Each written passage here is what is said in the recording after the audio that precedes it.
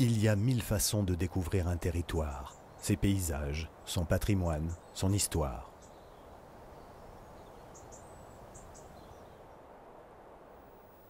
Robert Louis Stevenson, Jean Racine, Marcel Pagnol, André Gide, Henry James et bien d'autres. Tous ont séjourné dans le sud de la France, et notamment dans le Gard. Ils ont décrit ces lieux qui ont frappé leur imaginaire. Ils ont aussi goûté au charme des mets et des produits de la région.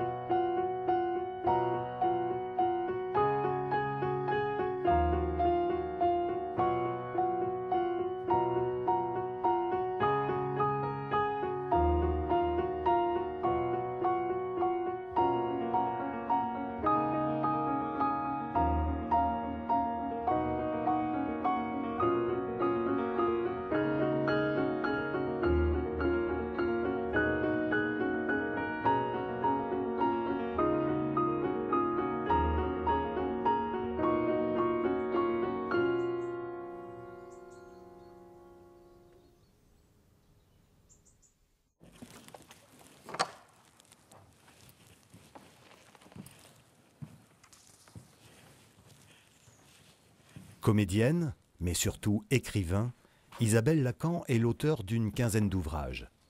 À Monoblé, dans l'ancienne filature accolée à la maison familiale, elle est ici chez elle. C'est un paysage très spécial, je pense, les Cévennes. C'est un paysage qui est à la fois ouvert et fermé, c'est-à-dire que les vallées sont étroites et encaissées, mais à la fois c'est un paysage sur les crêtes qui s'ouvre vers l'infini. Je pense que c'est tout le paradoxe. Ici, on est contre, mais c'est normal parce qu'on est contre de toute façon. Déjà, quand on est ici, on est obligé de lutter contre la nature. On est toujours obligé de lutter contre. Donc on continue.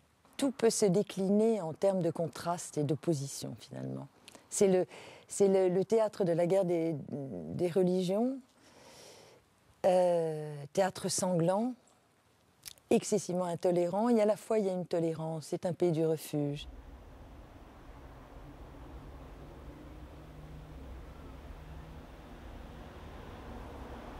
À la suite de la révocation de l'édit de Nantes, de nombreux protestants sont arrêtés et contraints d'abjurer leur foi.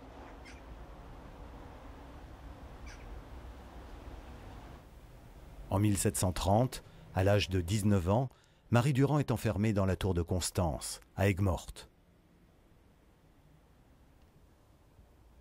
Bien qu'elle soit la plus jeune parmi les 30 femmes qui partagent sa cellule, elle ne cesse d'affirmer la force de ses convictions et soutient les plus découragés. L'inscription « Résister », gravée sur la margelle du puits de la prison par l'une des captives, est devenue un symbole de lutte et d'espérance. Plus que d'être contre l'intolérance religieuse, c'est un personnage très actuel parce qu'elle est pour la tolérance. C'est très différent. L'histoire de Marie Durand, je pense, est devenue emblématique parce qu'elle était la fille d'un greffier du Vivarais, près de la ville de Privas. Et Marie Durand était donc lettrée. Et elle a surtout laissé énormément de lettres, merveilleuses lettres, parce qu'elle avait une très très belle plume. On a l'impression qu'avec elle, tout est simple, mais tout est simple. La tolérance est simple, mais aussi le fait de vivre dans cet endroit enfumé, sans lumière. Il faut y être passé dans cette tour de Constance pour imaginer ce que pouvait être la vie, la promiscuité de cette vingtaine de femmes enfermées pendant 38 ans. C'est hallucinant, dans une obscurité quasi totale.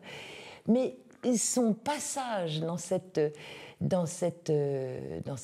prison, et elle le prend de façon tellement évidente, et je trouve que c'est vraiment une leçon de vie, c'est-à-dire que c'est un chant d'amour pour la vie absolument étonnant.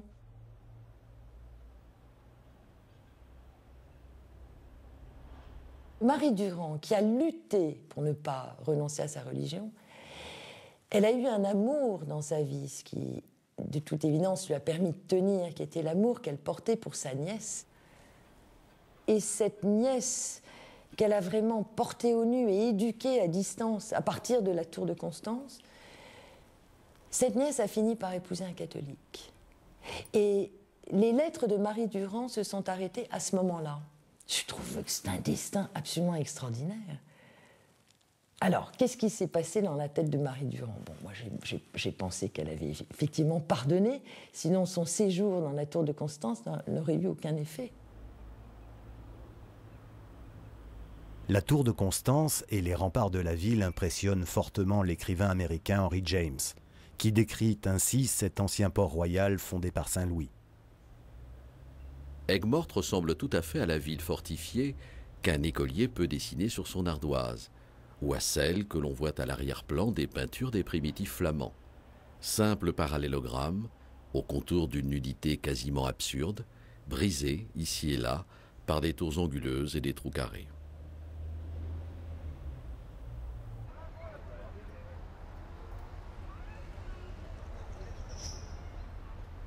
Au fil des siècles, le travail des éléments naturels a déplacé l'ouverture à la mer d'Aigues-Mortes au Grau du Roi.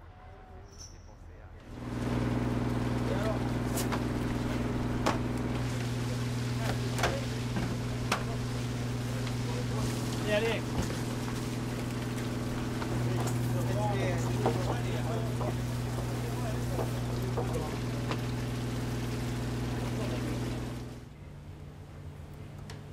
Le chef, Christophe Perrier, a grandi avec la bouillabaisse.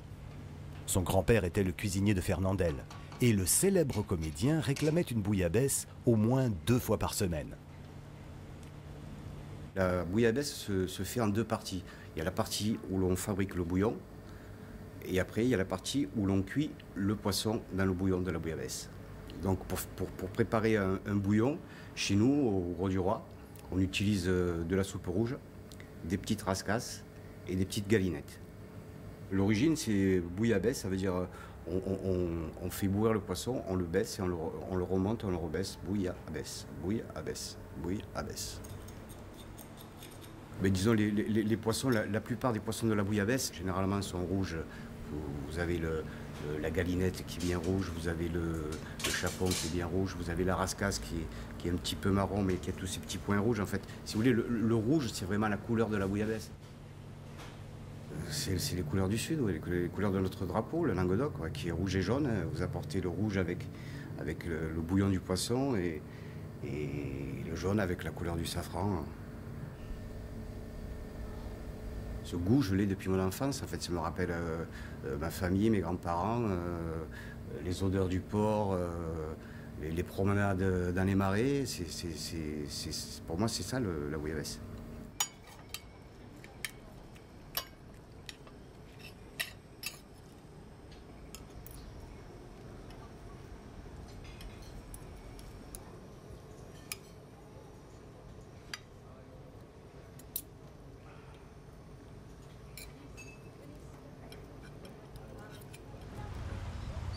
L'écrivain autrichien Hugo von Hofmannsthal n'a jamais oublié le déjeuner qu'il a dégusté un jour chez un pêcheur. C'était une orgie de couleurs. Le rouget nageait dans une sauce au safran, tandis que d'autres poissons, aux écailles scintillantes et des langoustes rouges vifs, baignaient au milieu d'olives vertes.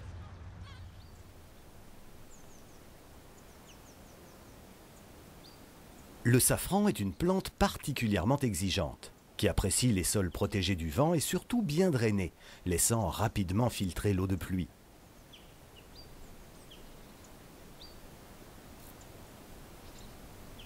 Il ne faut pas moins de 200 fleurs pour produire un gramme. Voilà, la récolte du jour est terminée. Voici les fleurs de safran. Donc pour faire le safran, il suffit de récolter tout à l'heure juste ce pistil comme ceci. Voilà.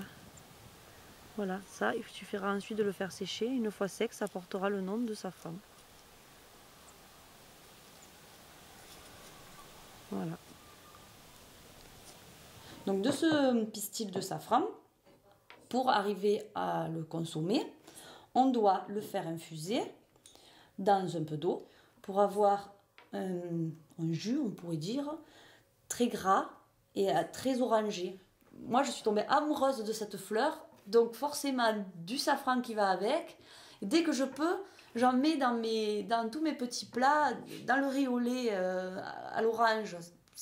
On ne le mettrait pas là, normalement, parce que c'est fait pour être... À la base, c'est avec le poisson que ça se développe le mieux. Mais ça fait rien. Ça donne toujours un petit goût qui change. Ça change tout. C'est vraiment, comme je dis souvent, c'est mettre du soleil dans les assiettes. N'importe quoi, on va dire, qui n'a pas un goût relevé, ça va l'ensoleiller. Voilà.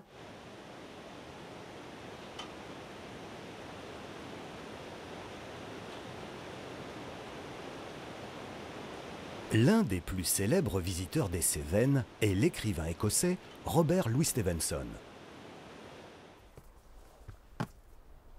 Voilà 4 semaines qu'il se prépare à effectuer une randonnée de 12 jours entre Monastier-sur-Gazeille et Saint-Jean-du-Gard. On m'y considérait avec une piété dédaigneuse, comme un individu qui aurait décidé un voyage dans la Lune. Toutefois, non sans un intérêt déférent, comme envers quelqu'un en partance vers le pôle inclément. Les autochtones, en particulier les habitués des bistrots, suivent de près les préparatifs de l'écrivain. Je ne faisais plus un pas qui ne fût illustré par une tournée de shopping et célébré par un dîner ou un déjeuner. Stevenson s'équipe de bougies, d'une casserole, d'une corde, d'une arme, sans oublier une ration de secours de chocolat et de mortadelle en conserve.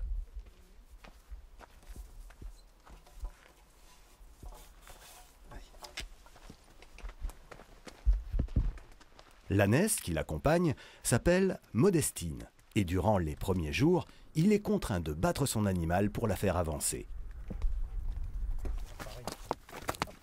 Le bruit des coups que je lui administrais m'écœurait.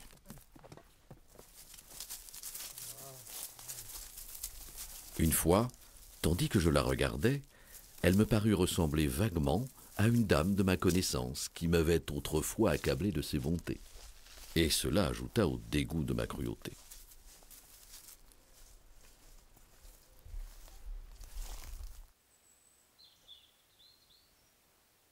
Le célèbre roman « L'épervier de Maheu », pour lequel Jean Carrière a reçu le prix Goncourt, prend place dans les Cévennes dures et sauvages. Maheu, c'est le genre de construction qu'on retrouve un peu partout à travers le pays. Nichées dans les coins les plus invraisemblables, toutes plus délabrées les unes que les autres, elles sont la proie des ronces, des racines et des herbes folles, qui ont déjà conquis une partie des communs, et qui attendent la première occasion pour prendre possession des lieux et en chasser définitivement l'occupant. Si par extraordinaire, il y en a un. Et c'est sans doute en raison de leur accès scabreux et d'un emplacement choisi, semble-t-il exprès pour ces innombrables désagréments, qu'on les appelle des folies. Le terme avouait jadis des largesses et des extravagances campagnardes. Il est ici plutôt mi-figue, mi-raisin, comme si, pour habiter des endroits pareils, il fallait être à moitié fou, au risque de le devenir complètement.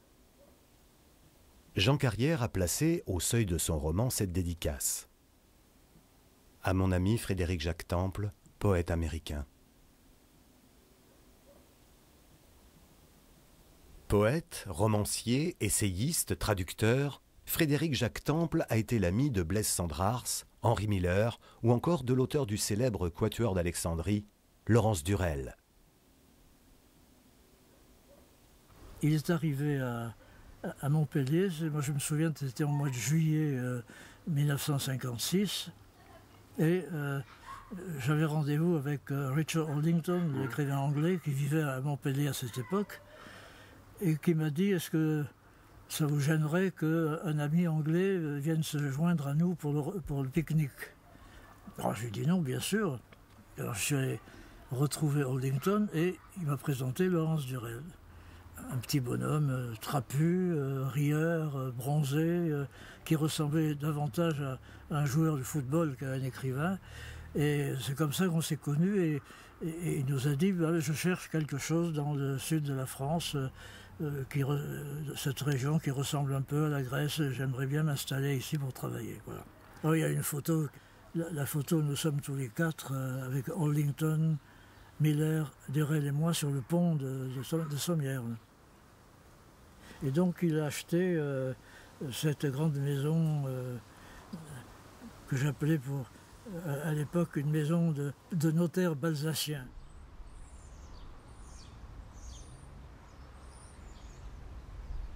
À l'instar de la plupart de ses compatriotes insulaires, l'auteur britannique a bien sûr séjourné à Nice et à Cannes, mais a vite rayé de sa liste ces petits villages anglais. C'est dans la villa Tartès, à Sommières, que Laurence Durel a finalement trouvé son bonheur.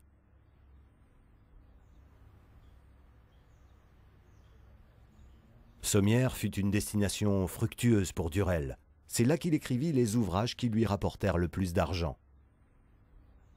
Je me souviens qu'il me disait maintenant on sait que je suis un géant littéraire à Sommières et on me coupe des escalopes beaucoup plus épaisses.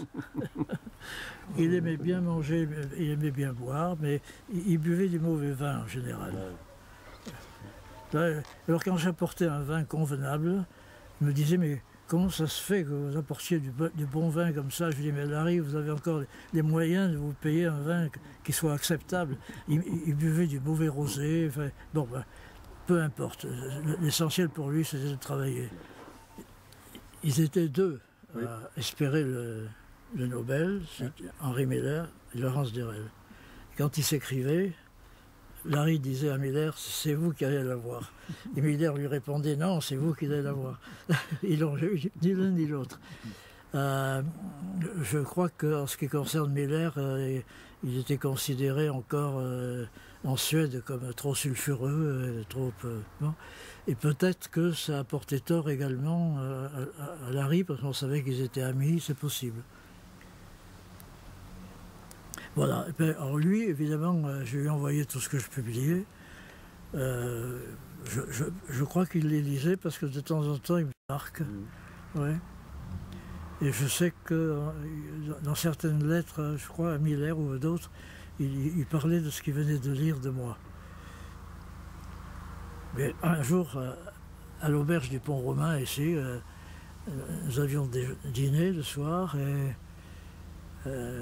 au milieu du repas, parce que j'avais traduit sa pièce, Le Fausse Irlandais, pièce de théâtre.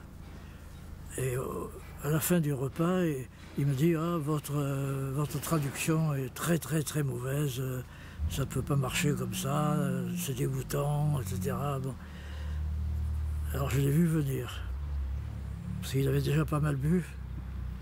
J'ai eu dit: Larry, on s'arrête, trouver un autre traducteur.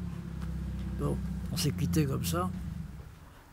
Et 2 jours après, j'ai reçu une lettre pleine d'éloges, disant: jamais on a traduit des choses comme ça, c'est merveilleux, c'est aussi beau que les traductions de Giroud pour le Quatuor, etc. Voilà comment il était. Sommières, mot magique. J'ai passé les plus heureux jours de ma vie dans ce divin village.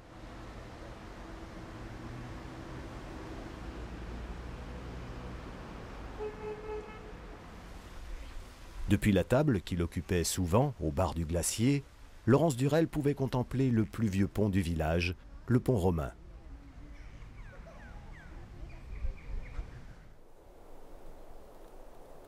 le pont du Gard. Jean-Jacques Rousseau écrit dans ses Confessions. L'aspect de ce simple et noble ouvrage me frappa d'autant plus qu'il est au milieu d'un désert où le silence et la solitude rendent l'objet plus frappant et l'admiration plus vive, car ce prétendu pont n'était qu'un aqueduc. Plus de 1000 ouvriers ont participé à la construction du pont et plus de 50 000 tonnes de pierres ont été utilisées. C'est ainsi que la grande ville de Nîmes put être approvisionnée quotidiennement de 35 000 mètres cubes d'eau, soit plus d'1 mètre cube par habitant. Les mises en scène du pont du Gard les plus touchantes peuvent être attribuées au dramaturge et cinéaste Marcel Pagnol. Il se souvient de son grand-père, tailleur de pierre, qui retournait régulièrement au même endroit, au pied du pont. Dès qu'il avait un jour de liberté, c'est-à-dire 5 ou 6 fois par an, il emmenait toute la famille déjeuner sur l'herbe, à 50 mètres du pont du Gard. Pendant que ma grand-mère préparait le repas et que les enfants pataugeaient dans la rivière, il montait sur les tabliers du monument, prenait des mesures, examinait des joints, relevait des coupes, caressait les pierres. Après le déjeuner, il s'asseyait dans l'herbe, devant la famille en arc de cercle, en face du chef-d'œuvre millénaire. Et, jusqu'au soir, il le regardait. Double étoilé au guide Michelin, Jérôme Nutil s'occupe du restaurant du site du pont du Gard. Ça, c'est une sorte de sauge qu'on travaille avec du sauge officionnel, qu'on travaille avec du saumon. On fait un petit jus de viande avec du saumon. Après on fait aussi du lapin. Alors le lapin on le fait avec de l'hysope.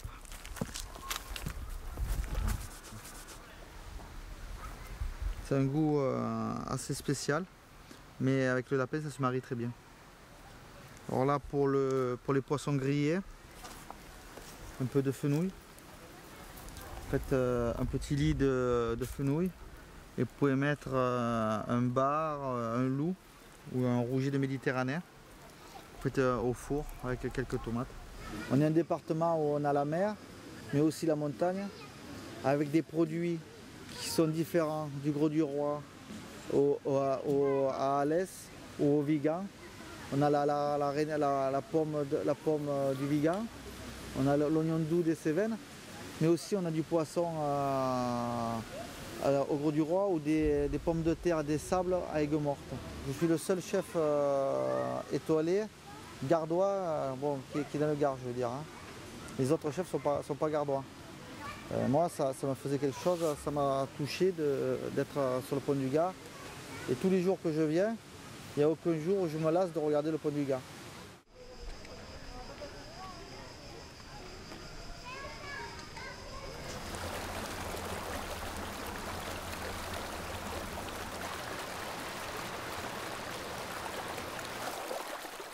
C'est à la fontaine d'Eure, près d'Uzès, que l'aqueduc romain captait l'eau qui cheminait vers Nîmes.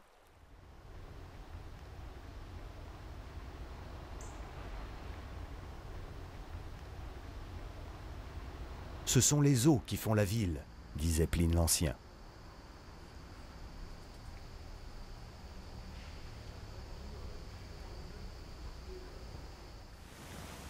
À Nîmes, la fontaine en marbre blanc réalisée par le sculpteur James Pradier a été inaugurée en 1851. Elle évoque les 4 cours d'eau majeurs de la région de Nîmes. Le Rhône, le Gard, l'Eure et la fontaine Nemosa.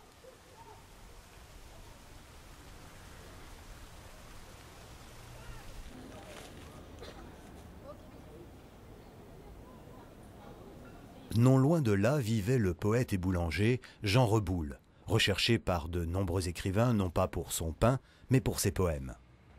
Il reçut ainsi la visite d'Alexandre Dumas dans sa boulangerie près des Arènes. Vous venez voir le poète et non le boulanger, n'est-ce pas? Or, je suis boulanger depuis 5 heures du matin jusqu'à 4 heures du soir. De 4 heures du soir à minuit, je suis poète. Voulez-vous des petits pains? Restez. Voulez-vous des verres? Revenez à 5 heures. Dumas est revenu à 5 heures. Le poète lui confia que c'est la mort de sa femme, dont il ne s'est jamais remis, qui lui aurait donné l'envie d'écrire. Au jardin de la Fontaine, une statue rend hommage à Jean Reboul et à son poème le plus célèbre, L'Ange et l'Enfant.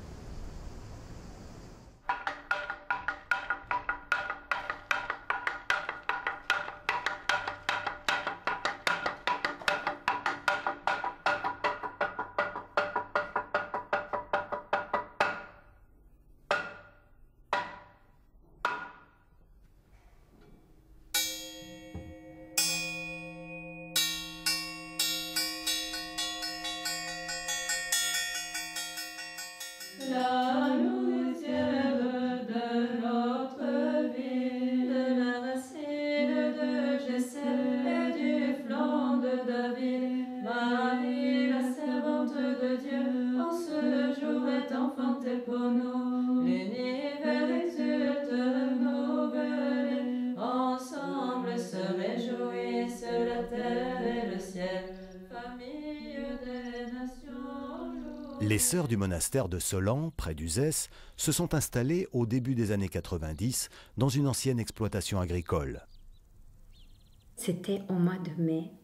Et au mois de mai, c'est vraiment l'explosion des fleurs sauvages, les verts tendres de toutes les nuances, vraiment dans toute la nature. Et alors, on ne connaissait pas le Gard, effectivement. Alors on s'était donné rendez-vous en Avignon et puis on suivait la voiture finalement de l'agence immobilière et dans la voiture on regardait cette lumière, cette nature.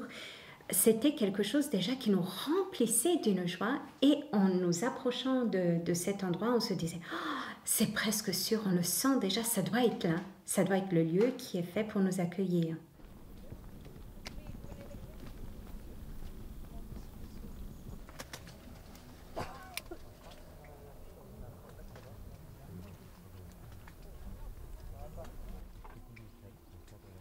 La théologie orthodoxe est une théologie qui ne sépare pas du tout le spirituel du matériel et de ce fait qui nous ouvre vraiment à une relation presque terrienne quelque part. Les vendanges sont faites avec le plus grand soin et la terre est travaillée sur le modèle de l'agriculture biodynamique. Déjà, il y a un calendrier qui tient en compte les différents éléments de la Terre, également des étoiles et la position des planètes et cette notion de l'interaction finalement de tous les éléments de l'univers avec la Terre.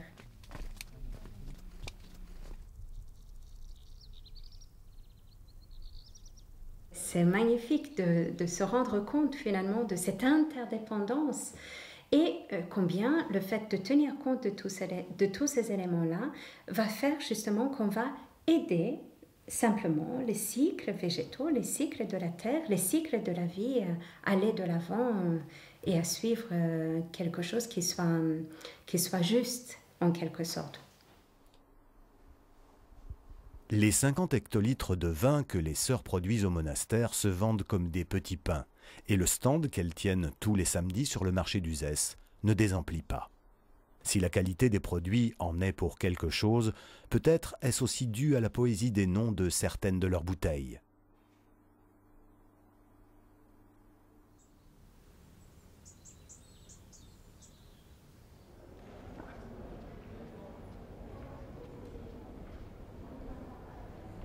À Uzès, André Gide passait ses vacances de Pâques chez sa grand-mère et son oncle. Ô petite ville d'Uzès, tu serais en Ombrie, des touristes accourraient de Paris pour te voir. J'aimais passionnément la campagne aux environs d'Uzès, la vallée de la Fontaine d'Eure et par-dessus tout, la Garrigue.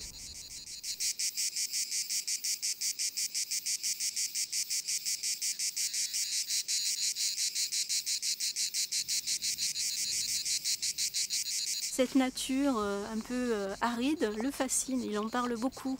hein. C'est vraiment un endroit qu'il aime, où il aime se promener. Il va courir dans la garrigue, il est fasciné par les plantes, par les insectes qu'on y trouve.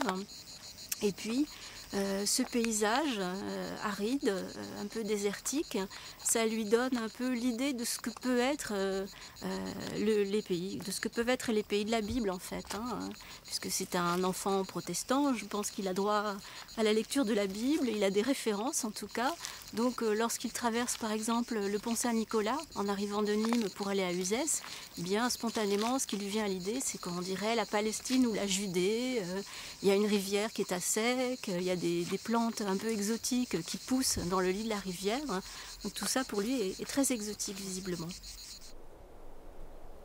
C'était la Palestine, la Judée. Les bouquets de cystes pourpres ou blancs chamaraient la rauque garrigue que les lavandes embaumaient. Il soufflait par là-dessus un air sec, hilarant, qui nettoyait la route en empoussiérant l'alentour.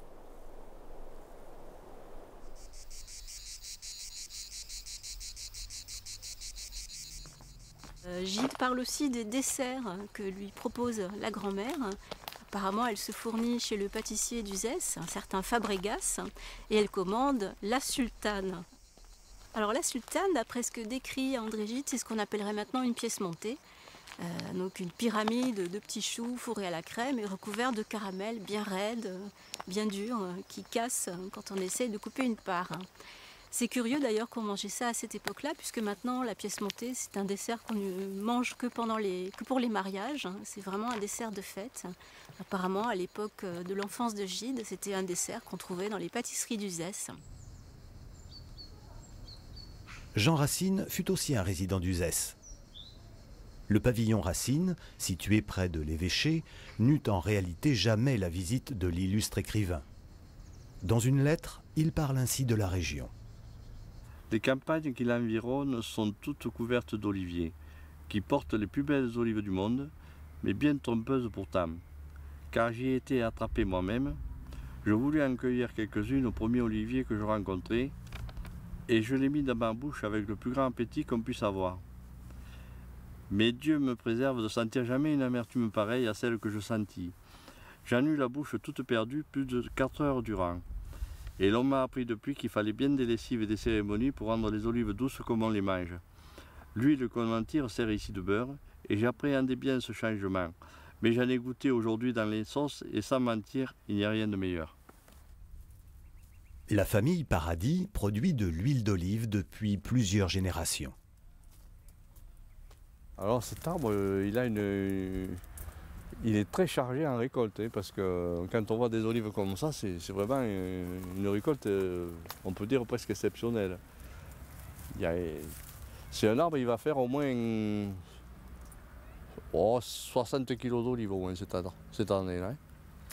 Ici dans le Gard, nous avons plusieurs qualités d'oliviers. Vous avez les oliviers sur les Cévennes qui sont différents que ceux de la plaine. Nous avons, par exemple, dans la région d'Anduze, Saint-Hippolyte-du-Fort, à l'est, nous avons surtout des variétés à huile, des négrettes, rougettes du Gard, qui donnent une huile qui est d'excellente qualité, avec des arômes, si vous voulez, c'est une huile douce au départ, et puis avec un léger retour poivré. C'est vrai qu'ici, dans les pays méditerranéens, on est plus habitué à faire la cuisine avec de l'huile d'olive qu'avec du beurre. C'est tout à fait dans les habitudes. Nous-mêmes, on fait même tout ce qui est frites, ratatouille, tout ça, on fait tout à l'huile d'olive. Les frites à l'huile d'olive, il y en a, ils ne le croient pas, et pourtant c'est le plat du roi, les frites à l'huile d'olive.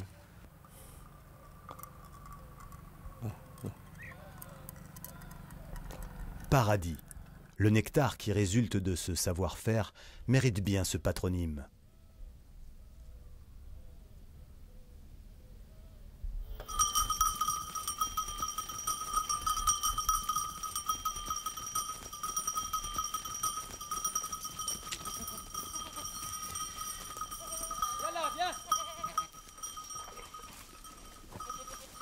Allez, viens.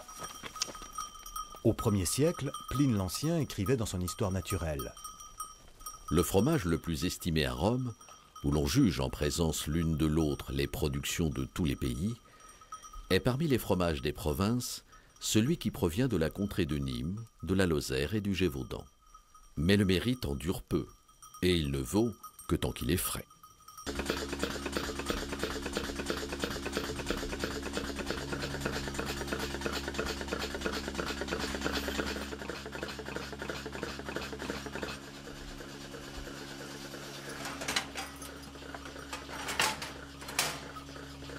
Au Mas de la Courme, Mathieu Riot produit un des fromages les plus réputés du sud de la France, le Pélardon. Il y avait plusieurs synonymes dans les Cévennes, donc ça remonte les années 1700. Il y avait Péloidou, Pélardou. Et Pélardon, c'est le seul qui est resté jusqu'à aujourd'hui. Après, l'origine, on pense que ça vient de pelle, qui veut dire la peau que va faire le fromage en s'affinant. Et ardou, ça serait un diminutif pour petit fromage, quoi.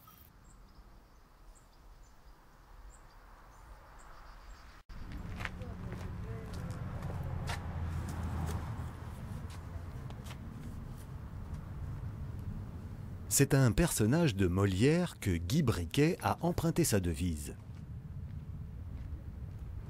Voilà une belle merveille que de faire bonne chère avec bien de l'argent. C'est une chose la plus aisée du monde, et il y a si pauvre esprit qui n'en fit bien autant.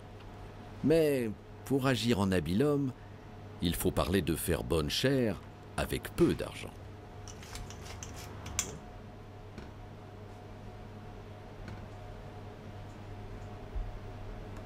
La qualité et la fraîcheur des produits utilisés permettent au chef de proposer une cuisine simple, conviviale et savoureuse.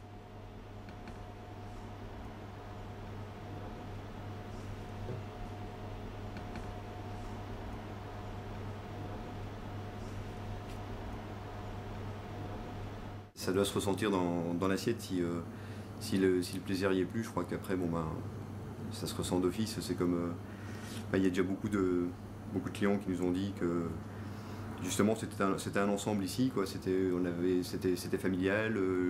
On s'entend bien avec les personnes avec qui on travaille et tout. Donc entre le plaisir que j'ai à mettre les produits dans l'assiette et les plaisirs qui sont à la portée à table, c'est vraiment un ensemble et c'est ce qui plaît aux gens ici. C'est qu'ils ressentent en fait le fait qu'on est bien et qu'on s'entende bien et que ça se passe bien, quoi.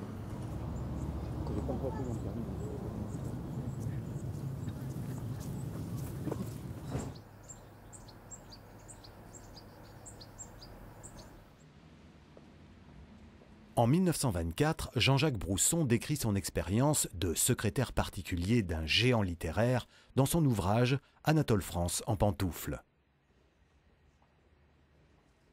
L'écrivain a certainement gagné bien plus avec la vente de ce livre que toutes ces années passées aux côtés du vieux maître. Jean-Jacques Brousson va travailler pendant 9 ans avec Anatole France et il ne sera quasiment jamais payé. Sauf qu'il est payé en fait sous forme d'antiquités, de vieux livres, de vieux objets, car les deux étaient des collectionneurs invraisemblables.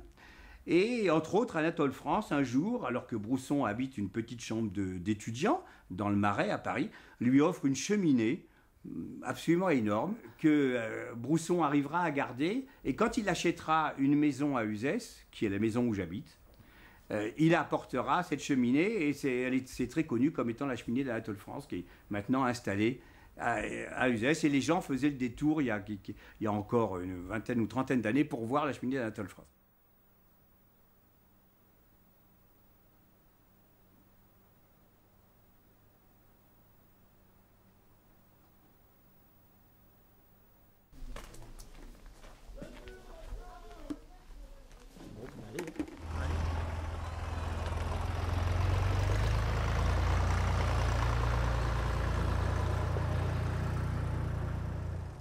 Près de Martignargues, Laurent Cogolueigne cultive cette plante indispensable en été qui s'épanouit dans le sud de la France, le melon.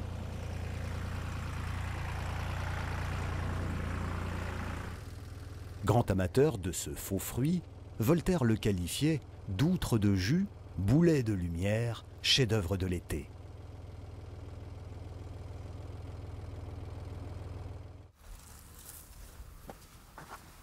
Alors, voilà.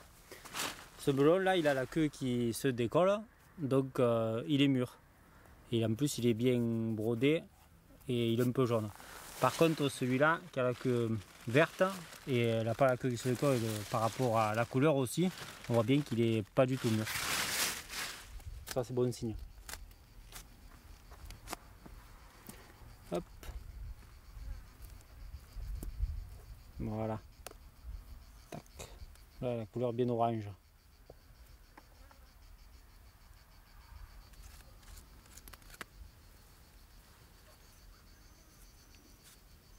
On peut le goûter, voir s'il est bon.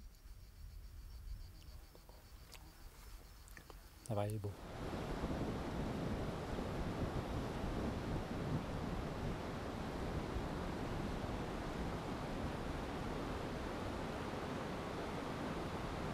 L'auteure allemande Birgit van der Beek a trouvé refuge dans le nord du Gard, près de Saint-Quentin-la-Poterie.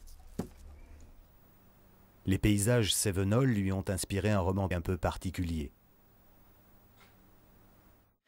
In dem kleinen Ort Emm, den viele Leute im Sommer bereisen, weil es im Sommer sehr viele Touristen in den Cevennen gibt, kommt Anfang Herbst, wo alle Touristen weg sind und wo dieser Ort anfängt, ausgesprochen einsam, merkwürdig und sogar unheimlich zu werden, kommt in diesem Ort eine Frau Choi an, eine kleine, zierliche, koreanische Person. Das ist ein Ding. Weil dort oben in den Cevennen ist man nicht gerade gewöhnt, dass Fremde in die Orte reinkommen. Kauft sich irgendein heruntergekommenes Haus und fängt an, das instand zu setzen.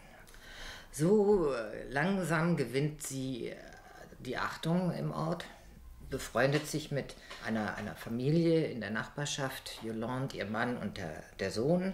Und eines Tages sagt Yolande, die Freunde zum Essen eingeladen hat. Wahnsinns koreanisches Essen, alles auf dem Fußboden, alles völlig ungewohnt für Franzosen aus den Cevennen. Ich würde gerne was unternehmen, was machen. Die Frau hat immer noch Energie. So kommt es, dass sie eines Tages ein Restaurant eröffnet. Und zwar ein koreanisches Restaurant. Da oben, ganz da oben, wo nichts ist außer Werwölfe. Und ganz unauffällig erzähle ich in dieser Geschichte, dass hier und da einfach Typen umfallen und tot sind. So, erst der eine, dann noch einer. Bis zum Ende der Geschichte sind es, glaube ich, 5. Und die Verbindung dazwischen, sagen wir mal so, die dem Leser irgendwann auffällt, ist, Frau Choi ist eine ausgesprochene Pilzkennerin.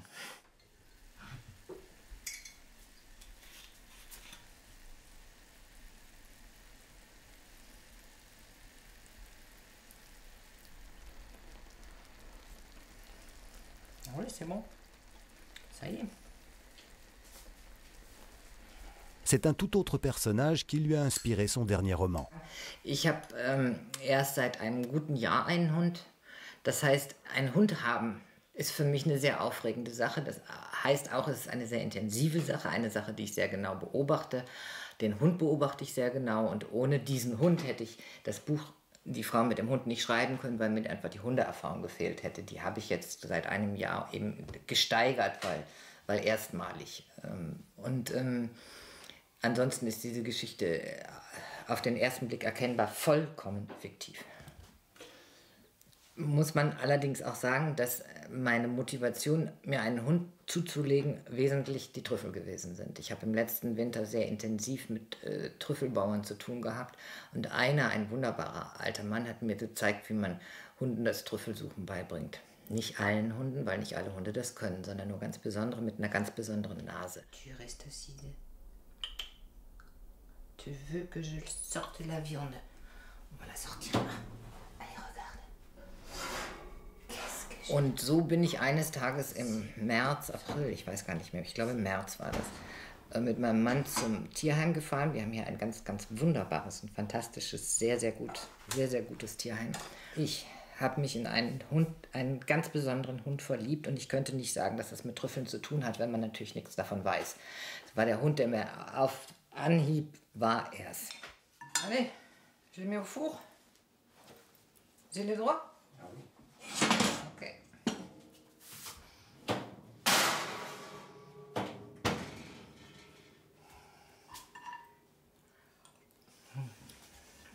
C'est bon. On va se régaler.